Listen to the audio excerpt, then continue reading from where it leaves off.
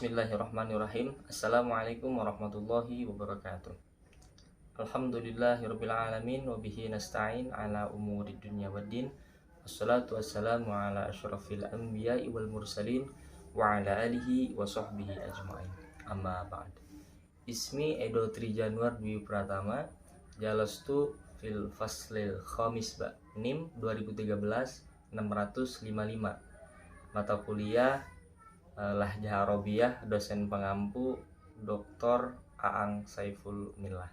Baik teman-teman, jadi di kesempatan kali ini izinkan saya menggunakan bahasa Indonesia untuk mempermudah pemahaman. Pembahasan saya kali ini yaitu penjelasan mengenai dialek atau bahasa yang sudah ada sejak dahulu di tengah-tengah bangsa Arab. Bahasa Arab adalah salah satu bahasa Semit yang masih memelihara karakteristik dan sifat-sifat bahasa induknya. Namun bukan berarti ia sama dengan bahasa asalnya itu. Ia memiliki beberapa sifat yang berbeda dengan bahasa Semit lainnya. Hal ini disebabkan oleh bermacam-macam suku, disebabkan oleh bermacam-macam suku bangsa yang menggunakannya dan adanya perbedaan faktor-faktor yang mempengaruhinya. Faktor-faktor ini mempengaruhi juga bahasa Arab sehingga lahirlah beberapa dialek bahasa Arab. Akan tetapi dari sisi lain bahasa Arab telah berkembang menjadi menjadi bahasa yang memang paling sering digunakan di Jazirah Arab. Sisi pertama terjadi pada bahasa-bahasa yang dipergunakan sehari-hari oleh setiap suku, baik dalam hal-hal yang umum atau masalah pribadi. Sisi kedua adalah bahasa yang dipergunakan oleh para penyair. Bahasa inilah yang menjadi lingua French dan hampir-hampir saja bebas dari dialek. Bahasa ini disebut dengan bahasa Fusha atau bahasa resmi. Biasanya bahasa Fusha itu digunakan pada agenda-agenda kenegaraan atau agenda resmi lainnya. Jadi bahasa Arab ini bukanlah bahasa Quraisy atau bahasa dari kabilah lainnya saja, akan tetapi bahasa yang diambil dari bahasa-bahasa semua kabilah Arab, di mana mayoritas anggota kabilah-kabilah tersebut saling bergesekan pada musim haji, perdagangan, atau dalam apresiasi syair di warung-warung sastra. Dari tadi kita ngebahas tentang bangsa Arab. Nah, di situ ada istilah bangsa Semit. Nah, sekarang kita akan mengetahui apa itu atau siapa itu bangsa Semit. Bangsa Semit merupakan suatu bangsa yang hidupnya berpindah-pindah tempat atau dalam istilah lain nomaden untuk mencari kehidupan yang lebih baik dari tempat sebelumnya. Berbagai penelitian telah dilakukan untuk mencari kebenaran tentang bahasa tertuanya dan kawasan asal bangsa Semit.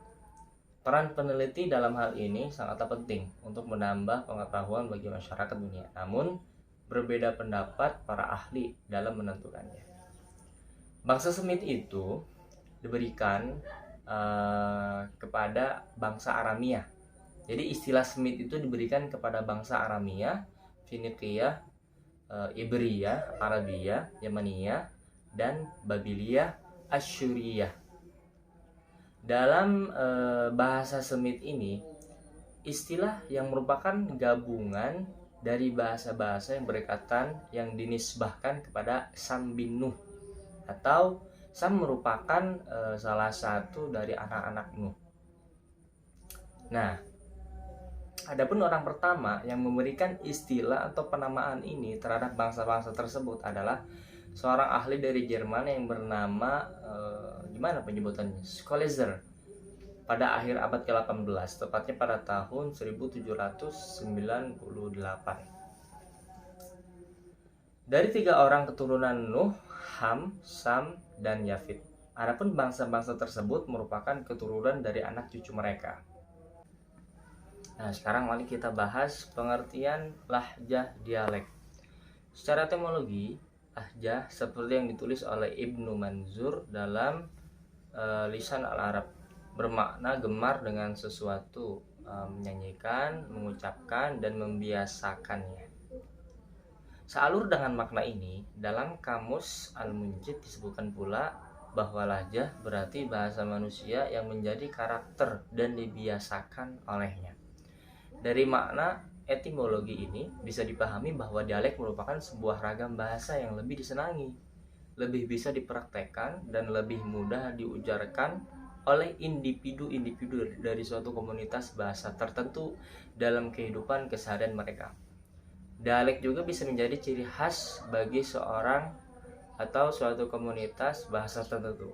Karenanya, dialek sebuah kabilah atau suku yang menurut Iskandari dan Anani merupakan bahasa suku tersebut yang di dalamnya terdapat ujaran yang tertik atau menifiskan, menghaluskan, tafkhim menebalkan, tatsmim menyempurnakan, tarhim memerdukan, alhams menekan, talyin melunakkan, surah mempercepat, but memelankan, wasl yaitu wasal itu kayak hamzah tidak dibaca gitu.